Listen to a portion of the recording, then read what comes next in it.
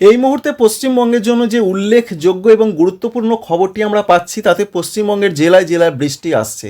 কিন্তু কেন বৃষ্টি হবে, কোন কোন জেলাগুলোতে হবে, এটাই আপনাদের মেনশন করে জানিয়ে দেবো। আবহাওয়া দপ্তর কী বললেন, কি কি দেখতে পাচ্ছি আমরা, বৃষ্টির কারণটা কি, খুব সংক্ষেপে আপনাদের জানাই এই চ্যানেল থেকে। আশা করছি এই তথ্য আপনাদের কিছুটা হলেও ভালো লাগতে পারে। প্রথমেই যেটা দেখাবো আপনাদের নিম্নচাপের খবর। নিম্নচাপ সমস্যা যেটা, সেই নিম্নচাপ সমস্যা থেকে বৃষ্টি আসছে। আর নিম্নচাপের সমস্যার জন্যই মূলত বৃষ্টির পূর্বাভাস, তার জন্যই প্রচুর পরিমাণে জলীয় বাষ্প ঢুকছে অর্থাৎ নিম্নচাপের জন্য, এবং সেখান থেকে বজ্রগর্ভ মেঘ বিশেষ করে বাংলা, ঝাড়খণ্ড, উড়িষ্যা এই সংলগ্ন জায়গাটাতে তৈরি হবার কথা রয়েছে। এবং তার জন্য বিশেষ করে 24 তারিখ মঙ্গলবার দিনটা বৃষ্টির জন্যই কিন্তু রয়েছে। তার পরের দিন থেকে অর্থাৎ 25 তারিখ থেকে আর সেইভাবে বৃষ্টির কোনো সম্ভাবনা নেই। দুর্যোগ যাই হোক, হালকা হোক বা মাঝারি হোক, সেটা সরে যাবে 25 তারিখ থেকে।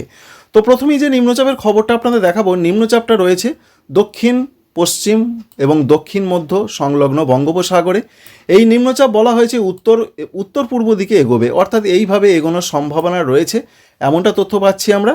যদি আমরা আজকে রাত থেকে নিম্নচাপের অবস্থানটা দেখাই, দেখুন আজকে কোথায় রয়েছে, বিশেষ করে দক্ষিণ পশ্চিম এবং সংলগ্ন দক্ষিণ মধ্য বঙ্গোপসাগরে।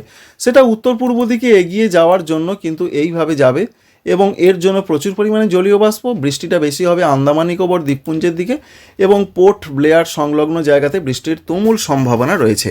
এবার বাংলার দিকে কি হতে পারে, বাংলার দিকে আগামীকালে বৃষ্টির সম্ভাবনা সব থেকে বেশি রয়েছে। যদিও আজকে রাতের দিকে মেদিনীপুর, ঝাড়গ্রাম, উড়িষ্যা এদিকে বৃষ্টির কথা বলা হয়েছে আলিপুর আবহাওয়া দপ্তর সূত্র থেকে। তো আমরা কি দেখতে পাচ্ছি, আমরা যেটা দেখতে পাচ্ছি যে ভোর থেকে বৃষ্টির সম্ভাবনা যেটা দেখা যাচ্ছে মডেল থেকে। তবে আবহাওয়া দপ্তর জানিয়েছেন 24 তারিখটা বৃষ্টির জন্যই রয়েছে, বিশেষ করে ঝাড়খণ্ড এবং পশ্চিমবঙ্গ সঙ্গে রয়েছে উড়িষ্যা এই জায়গাগুলোতে। তো যেটা দেখা যাচ্ছে যে ঝাড়খণ্ডে বৃষ্টি রয়েছে এবং ঝাড়খণ্ড থেকে বৃষ্টিটা আস্তে আস্তে পশ্চিমবঙ্গের দিকে ঢুকছে, যেটা দেখতে পাচ্ছি আমরা। বিশেষ করে যেটা পুরুলিয়া, এখানে হালকা বৃষ্টির সম্ভাবনা রয়েছে, বিরাট যে বৃষ্টি হবে তা নয়, দু এক পশলা কোনো কোনো জায়গা হতে পারে, বিক্ষিপ্ত হালকা মাঝারি সম্ভাবনা রয়েছে। পশ্চিম বর্ধমান, বীরভূম এদিকেও বিক্ষিপ্ত বৃষ্টি হতে পারে। মুর্শিদাবাদের দিকে বৃষ্টিটা কম দেখতে পাচ্ছি আমরা। পূর্ব বর্ধমান, নদিয়ার দিকে বৃষ্টির সম্ভাবনাটা বেশি রয়েছে। পূর্ব বর্ধমানে যেমন বর্ধমান টাউন রয়েছে, সঙ্গে রয়েছে কাটোয়া, ভাতার, এছাড়া রয়েছে জামালপুর, মেমারি, এই সমস্ত জায়গাগুলোতে বৃষ্টির পূর্বাভাসটা দেখা যাচ্ছে। সঙ্গে বজ্রবিদ্যুৎ সহযোগে বৃষ্টি হতে পারে।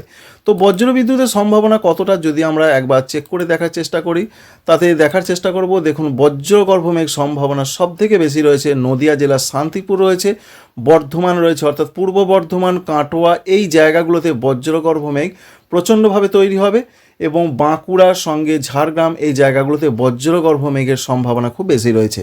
সুতরাং সাবধান হয়ে যাবেন, মাঠে ফাঁকা মাঠে থাকবেন না, এবং যখন দেখবেন যে বজ্রবিদ্যুতের ঝলকানি দিচ্ছে গাছের তলায় দাঁড়াবেন না, কোনো কংক্রিটের ছাদের তলায় দাঁড়ানোর চেষ্টা করবেন বা মাঠ থেকে সোজা বাড়ির দিকে চলে আসার চেষ্টা করবেন।